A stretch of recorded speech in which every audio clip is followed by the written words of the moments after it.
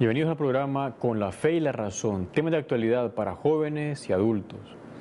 Hoy tenemos un tema titulado No robarás, que hace referencia al séptimo mandamiento del Decálogo, de la ley de Dios. Sabemos que los 10 mandamientos son una expresión sintetizada de la ley moral natural. Por eso es muy importante este mandamiento porque nos enseña, como todos, cuál debe ser nuestro recto obrar. No robarás. Y aunque es una expresión pequeña, pero contiene dentro de sí muchas enseñanzas. Como usted bien sabe, los mandamientos están formulados en pequeñas fórmulas, valga la redundancia, pero que encierran un gran contenido. Es lo que veremos en este programa. El no robarás se expresa o contiene otras muchas enseñanzas. La primera que veremos es el destino universal de los bienes y la propiedad privada. Vamos a decir que la tierra, este planeta Tierra en el cual vivimos, nadie es dueño de ella de manera absoluta, solo el Creador, lógicamente. Pero nosotros sí podemos poseer parte de esa tierra. Nos lo dice el sentido común, porque uno necesita tener algo donde poder vivir, donde poder trabajar, con qué alimentarse. Y también porque la fe en el Antiguo Testamento nos enseña que Dios lo quiso así. Voy a leer un texto que está en el libro de Génesis y hace referencia a ese destino universal de los bienes. Está hablando el Génesis al inicio de la creación del hombre y la mujer.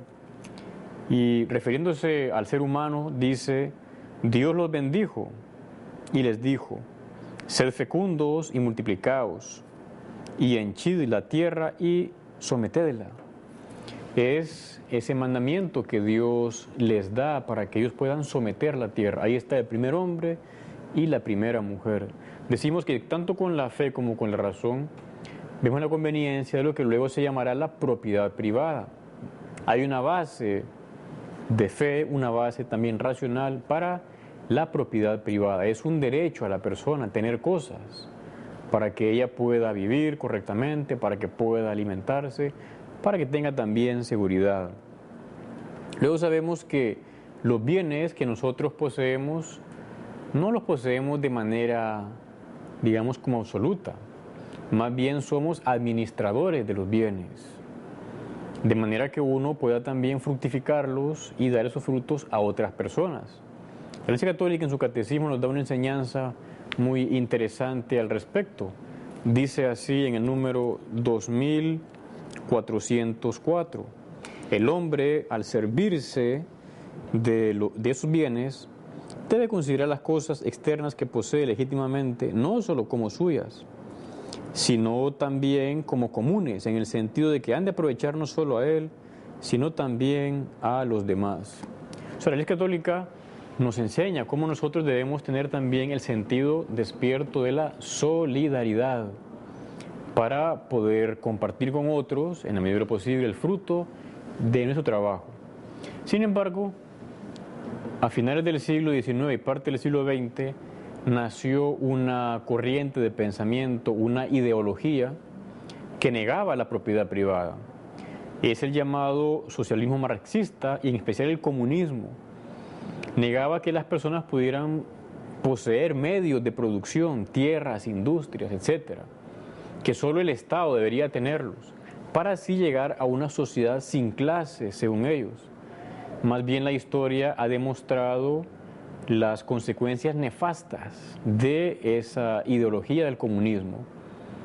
Más que una sociedad sin clases, generaron otras clases, la clase dominante, la clase política, la clase militar, que oprimían y avallazaban a los demás. Ellos sí tenían cosas. Decimos que es inhumano negar a alguien el que pueda tener la propiedad de algunos medios de producción. La Iglesia Católica ha en muchas ocasiones sufrido el embate del comunismo, y como es madre y quiere lo mejor para nosotros, la Iglesia Católica ha rechazado el comunismo. Quería leer otro punto del catecismo para entender esta realidad. Dice así en el 2425: la Iglesia ha rechazado las ideologías totalitarias y ateas asociadas en los tiempos modernos al comunismo o socialismo. Pero también se ha rechazado lo que es el capitalismo. Una vez decía alguien que en el comunismo el hombre explota al hombre y en el capitalismo es al revés, el hombre explota al hombre. Bueno, la Iglesia Católica dice lo siguiente en el 2425. Por otra parte, ha rechazado en la práctica el capitalismo, el individualismo y la primacía absoluta de la ley de mercado sobre el trabajo humano. Es decir, cuando se da como un desorden en esa administración de los bienes privados que la persona puede tener o en cómo se regula toda la actividad laboral entre las personas. Llegamos ya a un apartado que es, ante los bienes materiales necesitamos una serie de virtudes que orienten nuestro comportamiento. Básicamente, la más importante podemos decir es la virtud de la templanza, que en el caso de los bienes se llamará la sobriedad o la virtud de la pobreza. Quizá usted sabe que nosotros los humanos tendemos al bien, a lo que percibimos como bien, que a veces uno puede equivocarse. Resulta que hay bienes difíciles y bienes fáciles. Por ejemplo, un bien difícil es levantarse todos los días en punto, llegar de manera puntual al trabajo. O otro bien difícil será, por ejemplo, sacar una carrera profesional o tener bien labrado un terreno. Todo eso cuesta. Entonces ahí lo que necesitamos es la virtud de la fortaleza que nos impulsa a acometer algo difícil y a mantenernos en el esfuerzo. Pero hay también bienes fáciles. Un bien fácil es dormir. En principio no cuesta mucho dormir. Otro bien fácil es el comer, el tener cosas. Por eso ante las cosas o ante los bienes fáciles hay que saber dominarse. Es propio del ser humano dominarse, dominar su apetito. Como lo necesario. Dominar el sueño, el descanso, duermo lo necesario. Pues ante los bienes materiales, para que no nos, digamos, como que nos atrapen, hace falta dominarnos. Porque uno puede comenzar ahí, a ser muy ambicioso, codicioso, y luego puede acabar robando cosas. Todo porque no supo dominar esa tendencia a poseer. Vamos a decir que la pobreza, como virtud, no la miseria, la pobreza es una parte de la templanza. No es tanto no tener, sino estar desprendido de lo necesario. Administrar los bienes para nuestro beneficio y para servir a los demás. Nuestro beneficio en cuanto que avancemos en las virtudes, no solo para que uno se llene de cosas innecesarias. Jesucristo nuestro Señor era así. ¿Se ha fijado cómo Cristo, siendo Dios, decía San Pablo, siendo rico, se hizo pobre para enriquecernos con su pobreza? Eligió nacer pobre el Señor, ahí en una cueva, en un establo.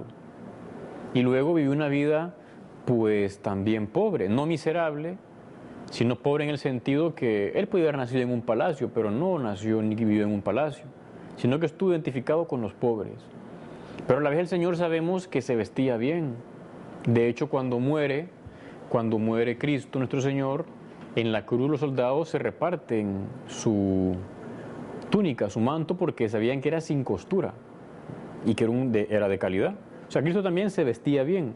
La pobreza no es, digamos, la pobreza cristiana, andar sucio o mal vestido, eso puede ser suciedad. Entonces decimos que es importante que uno sea como Cristo y aprenda a estar desprendido de lo que posee, a vivir con lo necesario.